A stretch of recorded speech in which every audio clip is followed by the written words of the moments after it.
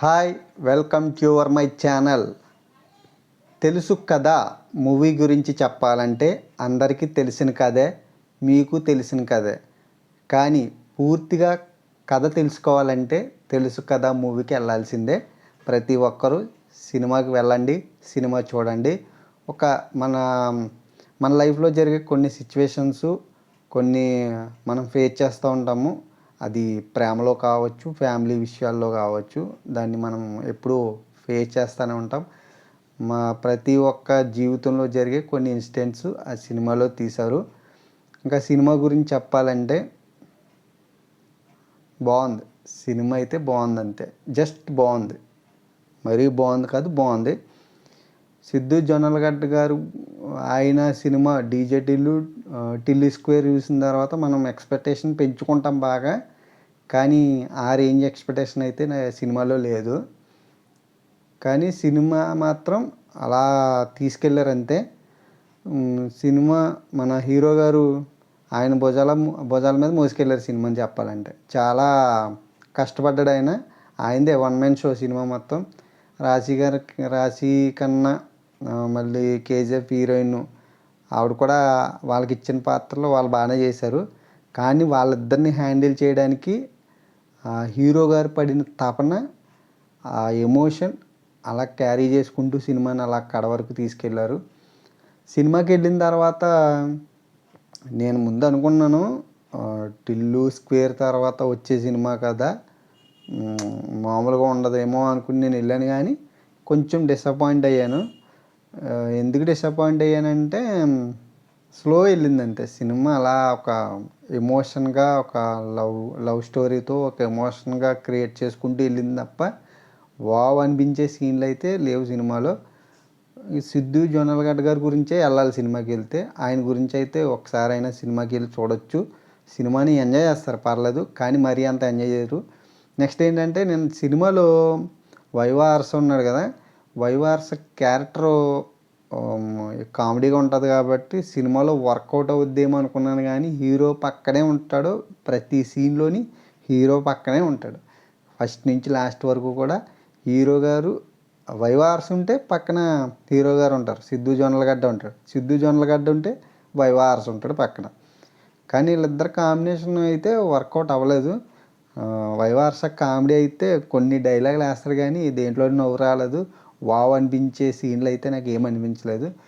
నేను ఈరోజు 17వ తారీఖు 2 సినిమాలు రిలీజ్ అయింది. డూడు తెలుసు కదా, నేను మార్నింగ్ షోకి డూడ్కి వెళ్ళాను. మధ్యాహ్నం షోకి 2:15కి తెలుసు కదా మూవీకి వెళ్ళాను. డూడ్ సినిమా అయితే నేను బాగా ఎంజాయ్ చేశాను. సినిమా స్టార్ట్ అయిన కాడ నుంచి ఎండింగ్ వరకు కూడా నవ్వుకున్నాను. ఒక్కొక్క సీన్లో లేచి చప్పట్లు కొట్టాను. నాకు బాగా అనిపించింది సినిమా. స్క్రీన్ ప్లే పరంగా బాగా తీశారు ఆ సినిమా. ఇది స్క్రీన్ ప్లే బాగానే ఉంది కానీ కొంచెం నార్మల్గా వెళ్ళిన ఫీలింగ్ అయితే అనిపించింది నాకు ఈ సినిమాలో. సినిమా తమన్ గారి బీజిఎం అయితే అక్కడక్కడ తమన్ గారి బీజిఎంఏ చెప్పాలంటే కొంచెం సినిమాని లేపింది. నాకైతే కొంచెం డిసప్పాయింట్ అనిపించింది. కానీ లైఫ్లో మనకి జరిగే కొన్ని సీన్స్ని, సిచ్యువేషన్స్ని బాగా తీశారనిపించింది నాకైతే. చెప్పాలంటే సినిమా కొంచెం మరీ రొమాంటిక్ అంటే మరీ వల్గర్ రొమాంటిక్ లేదు. లవ్ అంటే క్యాజువల్గా ఉండే లవ్వే ఉంది. హీరో ఒక్కడే పెయిన్ ఫీల్ అవుతాడు. హీరోయిన్లు ఇద్దరు అంత పెయిన్ ఏం ఫీల్ అయిన ఫీలింగ్ ఏం లేదు. హీరో ఒక్కడే సినిమాలో ఆ లవ్ సంబంధించిన పెయిన్ ఫీల్ అవుతూ ఉంటాడు. ఒక ఫ్యామిలీకి సంబంధించిన ఎమోషన్ ఫీల్ అవుతూ ఉంటాడు. Decent romantic and emotional love story cinema ఇది. కానీ సినిమా డీసెంట్గా ఉన్నా కానీ చూసినంత సేపు బాగా అనిపించింది. ప్రతి ఒక్కరు వెళ్ళి సినిమా చూడండి, ఎందుకంటే సినిమాని చంపకూడదు. సినిమా ప్రతి ఒక్కరు, ఎందుకంటే పెద్ద టికెట్ రేట్లు కూడా భారీగా ఏమి లేవు. 100 రూపాయల టికెట్టే. నేల అయితే 50కి దొరికేస్తుంది. సోఫాలు అయితే 150 120 ఉంటుంది. సినిమాని ఫ్రీగా ఉంటే సినిమాకి వెళ్ళి చూడండి. మనం 50 రూపాయలు 100 రూపాయలు టికెట్ పెడితే మనం ఏం లాస్ అయిపోము. సినిమా అయితే బాగుంది. ప్రతి ఒక్కరు సినిమా చూడండి. హీరో గారు బాగా చేశారు. రాజీవ్ గారు క్యారెక్టర్ బాగుంది. కేజీఎఫ్ హీరోయిన్ క్యారెక్టర్ కూడా కొంచెం బాగా అనిపించింది. టోటల్గా చెప్పాలంటే ముగ్గురు క్యారెక్టర్లు బాగానే ఉన్నాయి, కానీ సిద్ధు జొన్నలగడ్డ గారే భుజాల మీద మోసుకెళ్ళారు సినిమాని. స్క్రీన్ ప్లే క్వాలిటీ పరంగా స్క్రీన్ ప్లే కూడా బాగుంది, చాలా బాగా తీశారనిపించింది. ఆ పరంగా ప్రతి ఒక్కరూ సినిమా వెళ్ళి చూడండి, డిసప్పాయింట్ అవ్వరు, కానీ సినిమా నచ్చుద్ది. చూసిన ప్రతి ఒక్కరికి మరి డిసప్పాయింట్ అవ్వరు, కానీ కొంచెం ఫీల్ అవుతారు, బాగుంది సినిమా అన్నట్టుగా ఫీల్ అవుతారు తప్ప బాగాలేదన్న ఫీలింగ్ అయితే రాదు. ప్రతి ఒక్కరు వెళ్ళి సినిమా చూడండి.